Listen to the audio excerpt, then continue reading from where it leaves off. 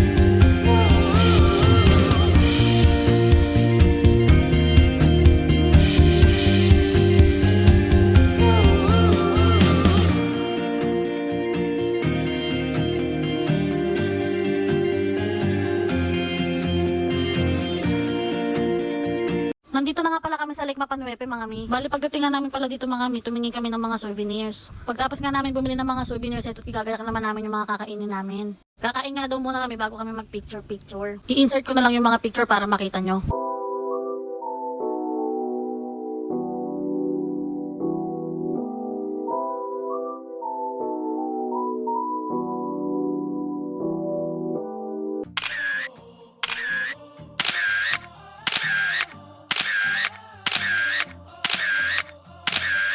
Sa susunod na lang ulit mga mi. Bye!